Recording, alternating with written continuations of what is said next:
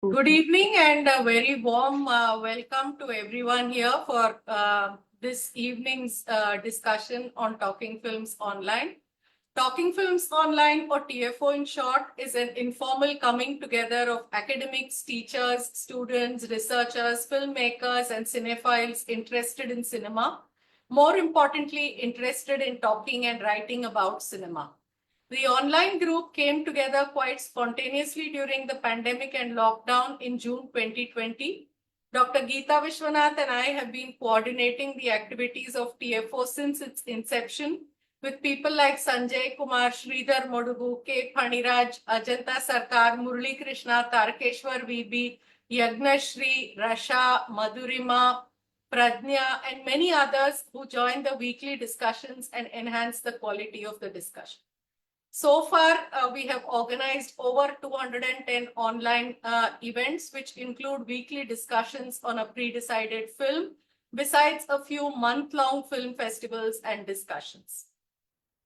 For instance, this year in January, we had a Farmers Film Festival, and in March, we had a series of discussions on Kumar Shahani's films as a way of paying tribute to him. Last month, we had a Kannada movie month where filmmakers like Prithvi Konanur and screenplay writers like Ananta Shandreya joined the discussion when we discussed their films. Sometimes personnel from the film industry, such as directors, cinematographers, actors, join our weekly discussions. Filmmakers often have made available their films exclusively for TFO to watch by generously sharing links to their films, and they've also joined in the discussion. Directors like Jayant Cherian, Girish Kasarvalli, Adur Gopal Krishnan, Aparna Sen, Anjali Montero, and KP Jayashankar, etc. During June this year, to mark the 4th anniversary of TFO, we had organized the 4th smartphone short film competition for students between 18 and 25 years of age. And we had a grand awards ceremony where the winners of the competition were announced. Recently, on September 30th and October 1st this year, we had the first TFO International Seminar on Indian Cinema in the Digital Era, Continuities and Discontinuities, in collaboration with FCT Baroda.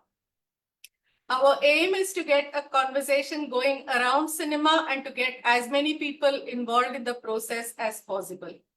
With our events being mostly online, anyone and everyone interested in cinema is welcome to our forum. We have a blog called talkingfilmsonline.wordpress.com where we encourage all kinds of writings on cinema. We also have a YouTube channel called Talking Films Online where you can watch some of our discussions. We are on Facebook. TFO is a private group on Facebook and on WhatsApp as well, where we share the announcements of the weekly schedule for this evening's discussion. The announcements of the weekly. Today we will discuss the film GALI GULEIYAN. The film was suggested for discussion by Suhasini Biswal. Suhasini has a postgraduate degree in English literature from the EFL University, Hyderabad. She's an independent scholar who teaches at the Department of English, Khalikot Unitary University, Behrampur, Odisha. Very warm welcome to you, Suhasini, and it's now over to you. Okay. Thank you for giving me the opportunity, and I'm very glad to meet you all again. I haven't been very active in the group for a while now, but sorry to interrupt you. Would you like to turn on your video, or is this comfortable? okay, I can turn on my video. Am I? Yes, this is fine. Okay. So when ma'am asked me if I'd like to suggest a film and have it discuss in the group. So this film was actually in my watch list for a while now, and I thought this is will be interesting to talk about. And so I still don't properly understand the title. It's Hindi. Uh, Gali Guleiyan. Is it something like Bhool Bhulaiya, but in terms of the streets? I think you know. Uh, okay, so this is a film by Deepesh Jain. In fact, this is his first film and claims to be a psychological thriller. But I don't think there is much mystery to the film because it's quite obvious what is happening. But what I like the most about it is the way it incorporates the physical architecture of the Chandni Chowk, the old town in Delhi, represents the psychological aspects of the protagonist. And once we realize that in fact, the parallels that we're seeing, the young boy's story and Khuddos's story, and once they merge together, it's very interesting to see that we were in fact inside his head, and that entire architecture, the streets, the houses, everything uh, was a representation of his mind. So that I find very interesting. And there are many aspects that I think can be explored, but I actually don't have much to say about the film. It was it's still inside my head. I just finished watching it yesterday, and so I'd like for everyone to actually start discussing and share whatever they thought of it.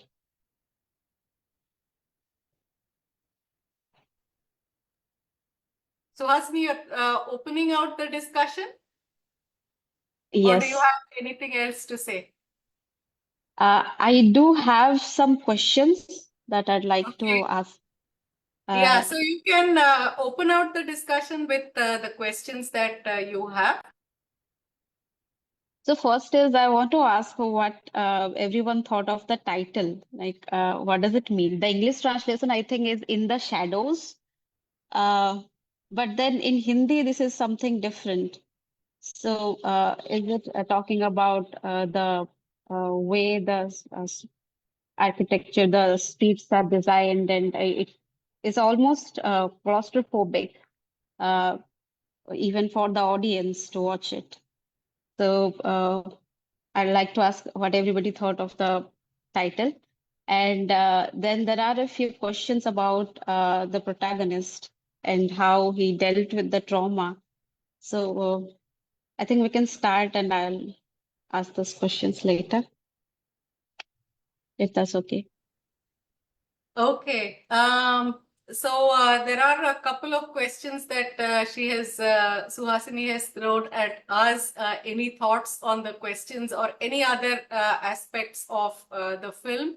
One of the things that she flagged, of course, was the way in which the streets of Old Delhi seem to be kind of, as we navigate the spaces of Old Delhi, it is as if we are navigating into the maze of Quddus's, kind of convoluted mind. So she has begun with this point. Any other thought, any other suggestion that the title, kind of came to you with any other connotations? Would anyone want to speak right away? Yes, Geeta, please go ahead. Gali Guliyan is it may be translate. I mean, the English version is in the shadows, but it's a kind of a term for street gulls, and street gulls, as in people um, who kind of, live this lower income group, people who live in these labyrinthine streets. And in the film there is a reference to Vasant Vihar. We don't get to see it, but those who are familiar with Delhi will know that Vasant Vihar is the exact opposite of these streets, where most of the action takes place in the film. So I think very cleverly the filmmaker is kind of, setting up this contrast where his more successful Vasant Vihar is where his more successful brother lives. And he's kind of escaped the trap. And the older brother, Kudus, is someone who has not succeeded in, like kind of flying the nest in the sense of escaping from this kind of a maze-like living quarters. So as far as the title goes, I think I mean, I would understand it in that way. Wow. About the film itself, I mean, a couple of things that were really striking for me. Generally, when one sees life in houses or dwellings that are so close together, people are kind of jostling with each other. One generally thinks of, for instance, I have something like Sairat in mind, where people are generally helpful, or at least there is someone who is helpful to each other. And whereas here it is a peculiar combination of isolation, of the character, because as we get to see, because of the circumstances of his family, how he has probably changed his name, continued to live there, and cut himself off from the rest of the society. So one kind of isolation is of the character. But also, I think the film itself, I mean, even the frames are so constricting. Close-ups, medium close-up shots that don't give us a sense of, how the world outside is, who are the people inhabiting it, what kind of relations do they have with each other, except for the friendship that he has with Ganeshi now and then. I mean, the rest of the people, in the gullies, what kind of lives are they leading? It all seems like as if people are really trapped, cut off from each other, trapped within their narrow spaces, trapped within the gullies, and there is nothing, nothing to redeem it all. One may expect that there will be cooperation, some kind of sociality in these gullies. I think at every stage, at every point, the film works by cutting off any possibility of sociality, not only for the character but also visible on screen. I mean, hardly anything of the social life around. If somebody is, if the landlord is kind of throwing out things on the street, you just have onlookers. There is no one kind of intervening or whatever. I mean, it's not, I felt it was a very, very alienating kind of a space. One assumes that alienation is something that happens, in houses that are kind of isolated from each other, but in these streets, in these spaces, to get a sense of such isolation was very, very striking for me. And another aspect is of course of the ending. Generally, when we have a clever ending like the one we have in this film, it is mostly for the narrative kick. The film wants to take you by surprise. Here I felt that it is providing a kind of rationale in the plot as to why it seems to be, and also, I mean, the seamless editing between the Khuddus episodes and the boys episodes, the seamless editing. I mean, if a door is being opened in one, in the other one, we get to see what is behind the open door. It's like almost match cuts, which seem to be coming through. So I thought the editing was very, very sophisticated. And if we were sensitive enough while watching, I think we would have picked up those cues and not been completely taken by surprise in the end. Yeah, these are my thoughts on the film. Suhasini, yes, please go ahead. Yes, about the end, actually, I would like to talk about there's this view, this wide shot at the end of the movie where the camera zooms out and then the entire street, the maze of it can be seen.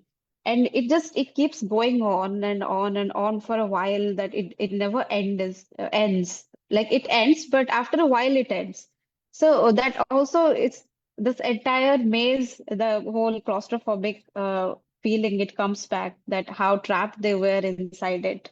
And I think even though, like you pointed out, that they were living very closely, they were always connected. And we see the two boys, Idris and his friend Ganeshi, they were moving on the roof of the houses actually most of the time instead of walking. And but even then, there is this uh, aloofness to it. Like no one is actually connected to each other, and that is something Khuddus, as an adult, is trying to uh, point out, or is trying to bring to notice that how these people they never come to the rescue of one of them, and how they listen to the cries of the babies, but they don't react to it. So even though he is traumatized, he has become very sympathetic, and the humanity in himself has um, you know broadened instead of being very cut off from the society. He's trying to help this child, even though we know that it's him in the end. Okay. Anyone else? Anyone else would like to comment?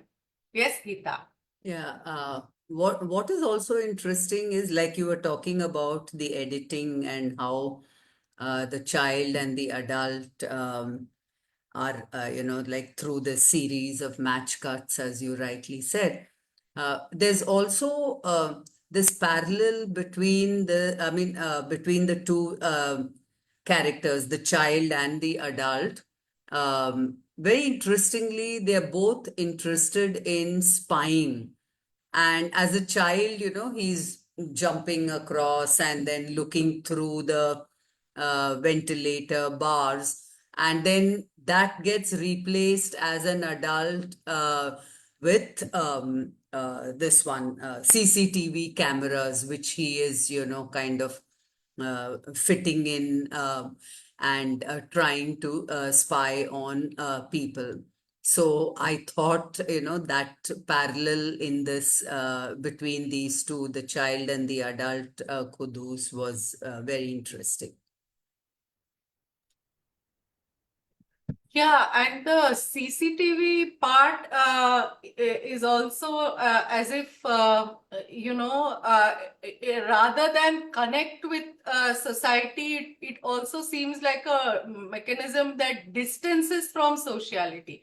So he's watching people, but there is no one who is acknowledging him. So, I mean, I thought that whole uh, his desire to connect, but the mode of connection, there is no reciprocity.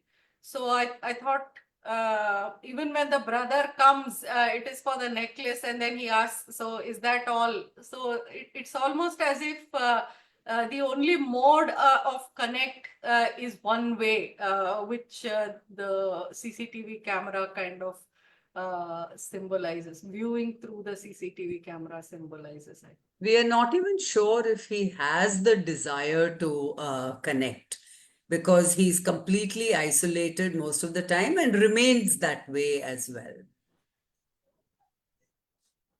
Yeah. Anyone else who wants to come in? Rajan, yes, please go Yeah. ahead. Can be here. Am I audible? Right. Yes, yes.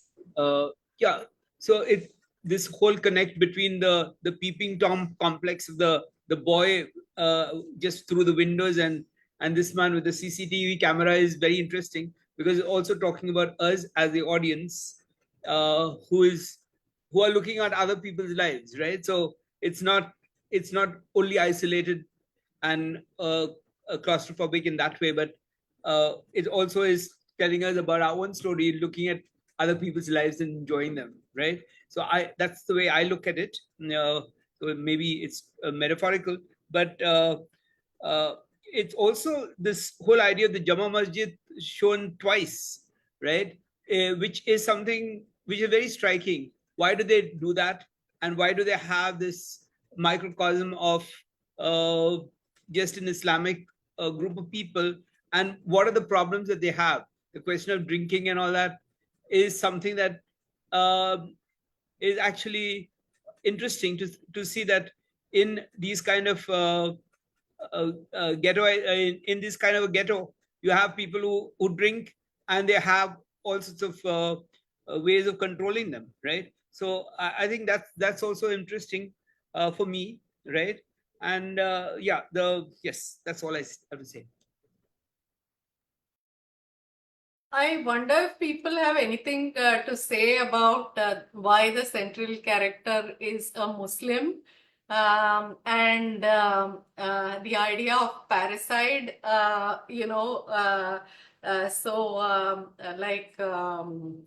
A.K. Ramanujan says that in Hindu epics and folk tales, there are hardly any episodes of fathers killing sons.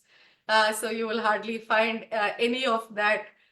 So while watching the film, at the back of my mind, I was also wondering, if the character is Muslim, and is that some way of, kind of saying that parricide is okay. Because there have been several instances of parricide in history, of sons killing fathers for the throne and so on. So I was just wondering, as an aside, if it could also be, why the character is a Muslim. I don't know if any of you have any thoughts on this.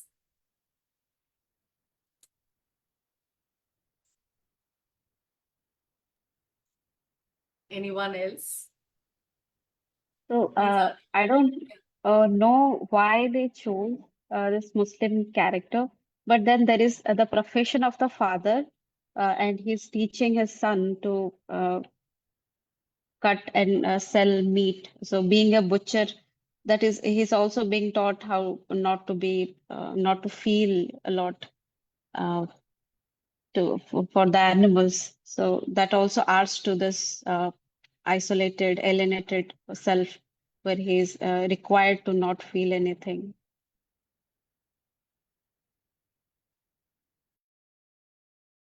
Yeah, anyone else? Please unmute. So Yeah, Pranya, please can I go. talk? Yeah. So I mean, I was also wondering why the protagonist is Muslim. But like Suhasini said, probably just, the connection between the profession and, but it was also shown to be largely, I mean, if not entirely Muslim kind of habitation, right? So I think the other thought I had, of course, I there were a lot of interesting insights that I just got access to that hadn't occurred to me. But one thing I'm just wondering is, I just felt that the child abuse aspect, right? Uh, I felt there were moments in the film where that kind of uh, narrative was subverted a little bit.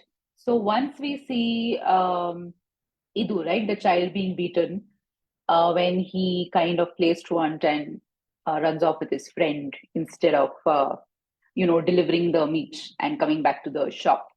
The second time, I think we see Idu's mother stepping in and not letting the father hit him, correct? So there is some kind of resistance. And the third time, when we see the fathers hitting him, I think Idu also fights back. So, because the film is positioning itself as a psychological thriller, I had a thought about to what extent that abuse itself was a function of that. Um, I that kind of pathology, psychological. Was it pathological on the part of, was it a dysfunctional relationship, or was there something more to it? That's the question I had.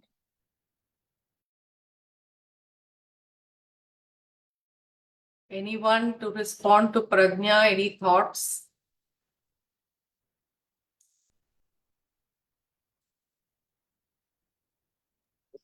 So I think there is a scene where Idris is asking his mother, like, why do people get married or why do they have children? And then we see him wondering why his father might want to have children and why did he marry? And after the abuse, I think that also he questions the relationships and how they live and if the purpose of his own existence and if his father will ever love him or not. There also this scene where the mother is showing him the pictures and how happy they were. But eventually he realizes that it's not going to be like that. And so I think he sort of gives up on life and thinks there is no hope, no way to get out of there. So that adds to the Okay, so psychological trauma. right. So the child abuse element is very strongly established for you. Yes. Okay. It's also Oedipal, right? I don't know. I mean, strongly Oedipal, I thought. Correct. Yeah. But he also reacts very strongly after he watches his father cheating uh, with this other Yeah. woman. Yeah. That's true. That's true. That's where something flips.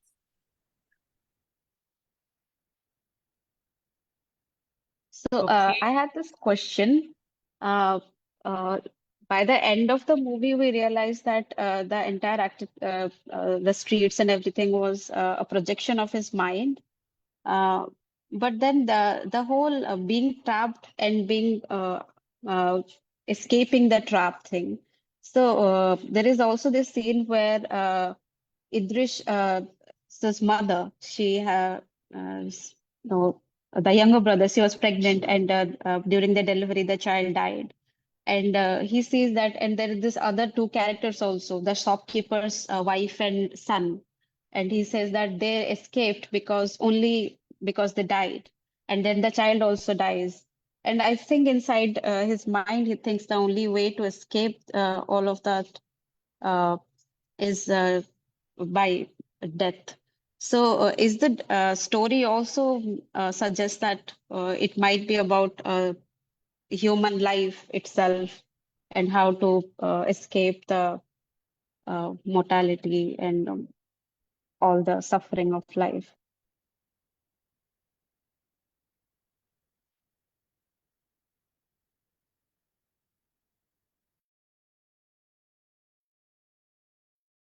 Yeah. Any thoughts?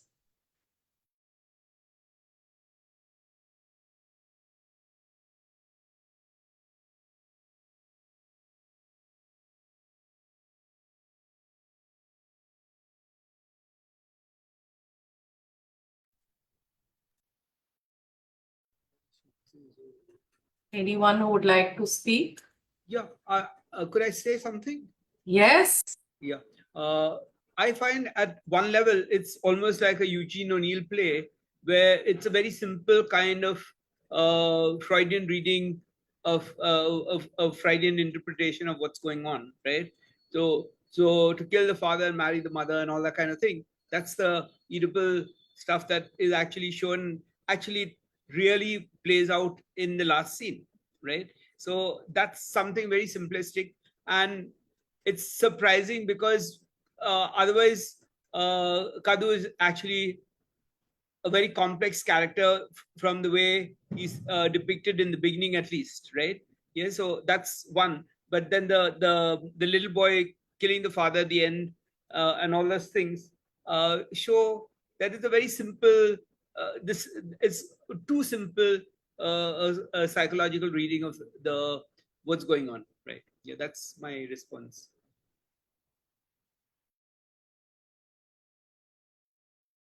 Okay. Anyone else wants to come in? Murali Krishna, sir.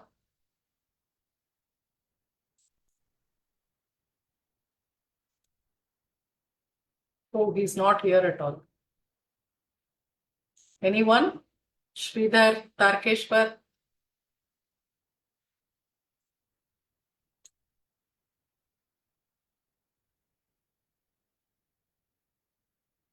Madhurima?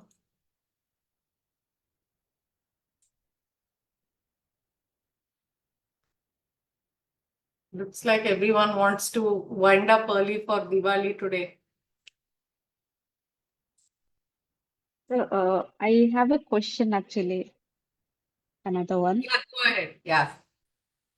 So in this film, uh, again, Kudus is always watching through the CCTVs, and even as a child, he's speaking into other people's life.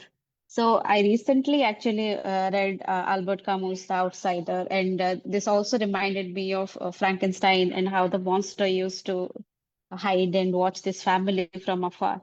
So I'd like to ask what everybody thought of thinks of this act of watching, and to what extent is it appropriate, even though they are not doing anything, but they are watching people who are not aware that they are being watched.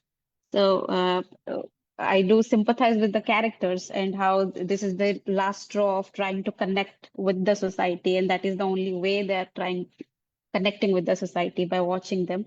But how wrong or right it is morally, or yes.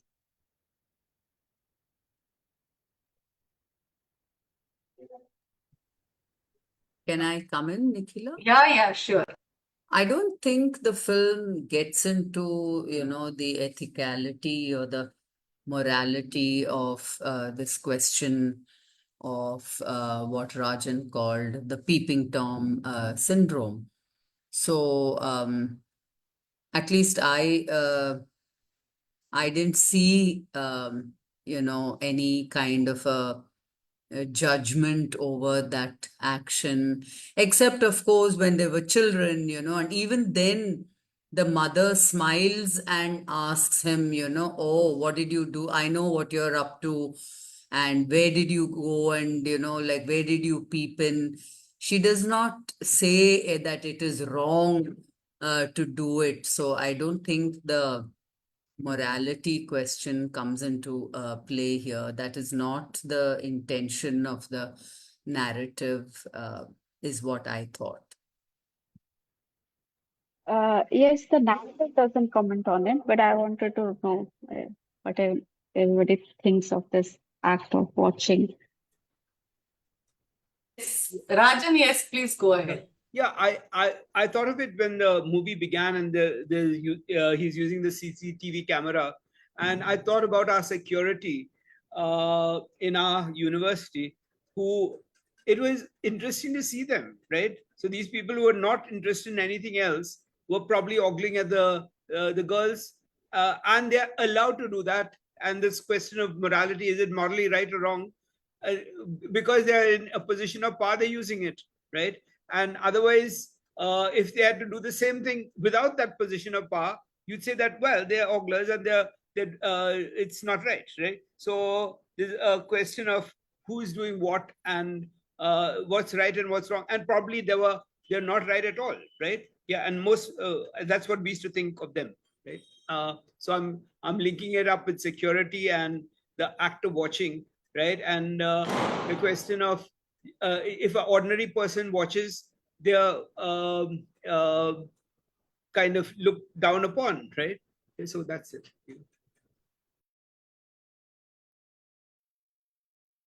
Okay. Yes, Tarkeshwar, please go ahead.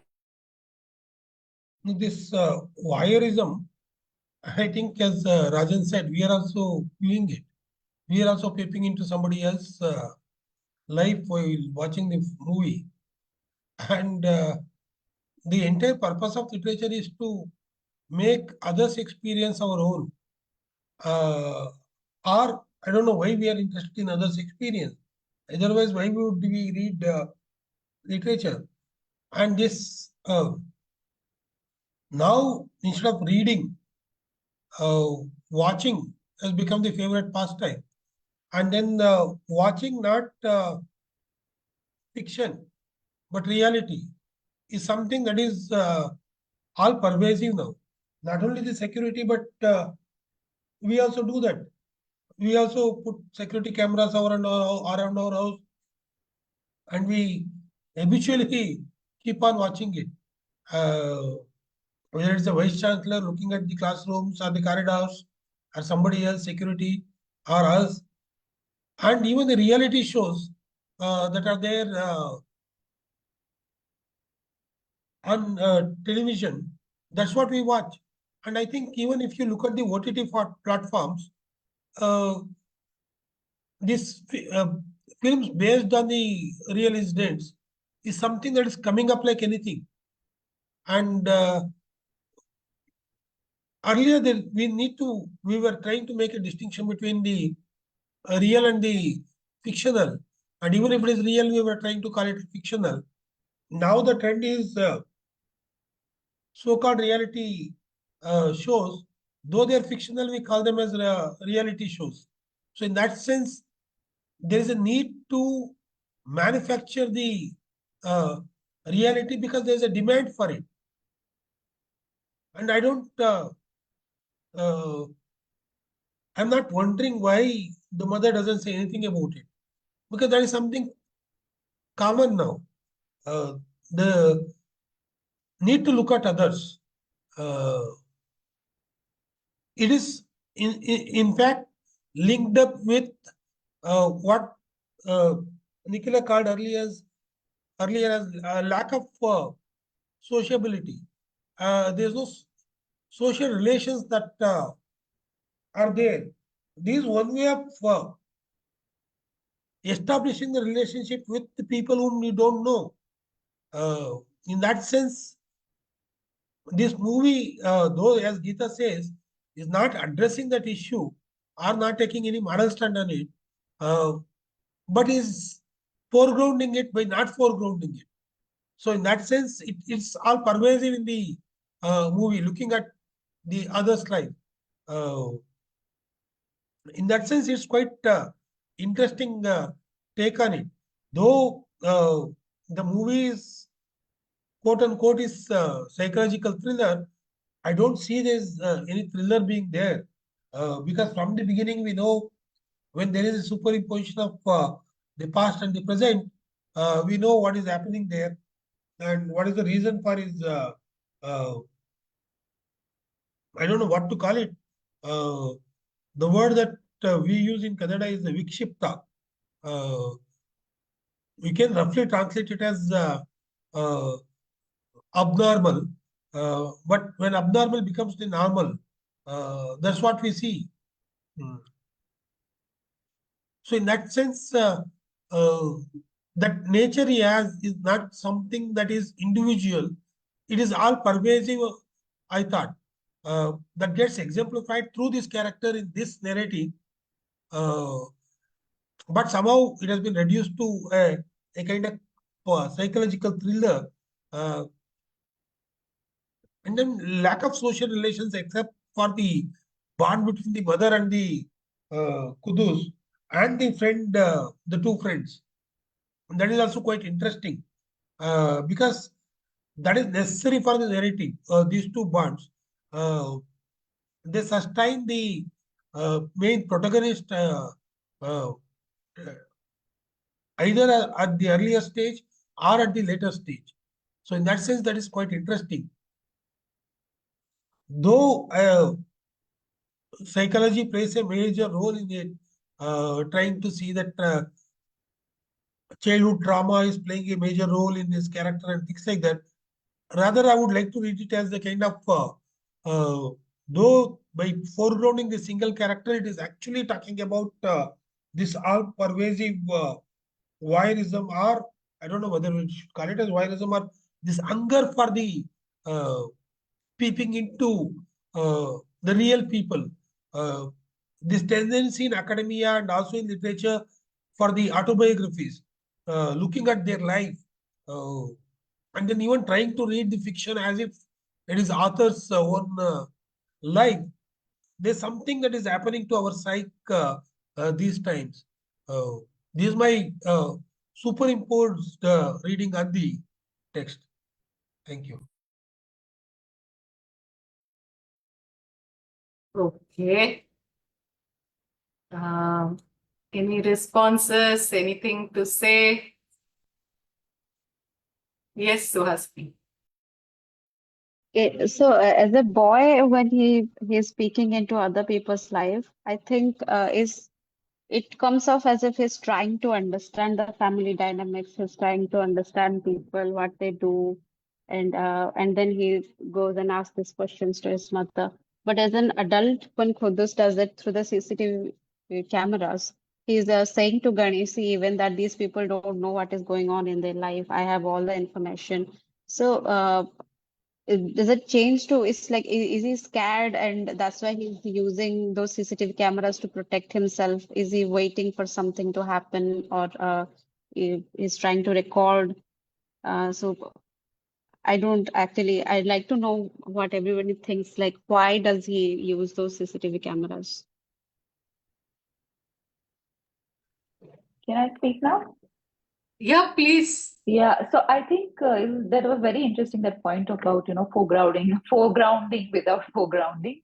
But and like Suhasini said, I think in the narrative, they try to establish that he kind of becomes a peeping Tom plus a vigilante kind of figure, right? He's saying that people think you can get away with anything just because nobody's watching, right? I think there is a line like that. So in that sense, I felt that somewhere the narrative is justifying his resort to, surveillance, whatever that CCTV surveillance apparatus or equipment, as because he's trying to right some kind of wrongs. So that was very interesting to me.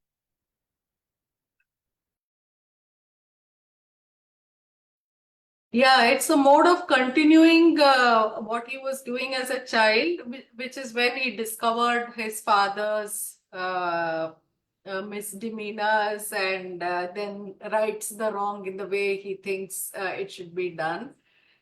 So probably a continuation of that into his adult life. Yeah.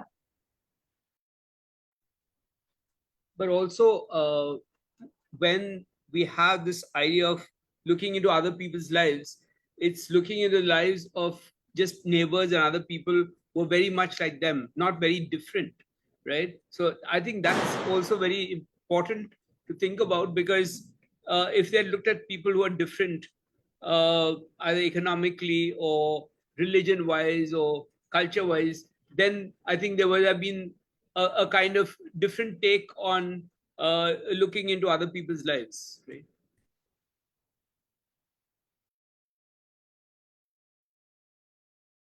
Okay. Any other thoughts? Yeah, so usually we have the discussant, kind of giving us a fairly longish opening, so that all of us gather our thoughts, have time, have food for thought about the film. Suhasini, thanks for suggesting the film and forcing us in some ways to think right away about the film, even as we spoke. Many of us, I think, have just about finished watching the film. We are still kind of gathering our thoughts about it. So thank you everyone for joining the discussion tonight, and hope to see you next Saturday with an interesting film. I think a filmmaker will be joining us. It's going to be an interesting film, and I hope you will come back for next week's discussion. Have a good night and happy weekend. Thank you. Good night. Thank you.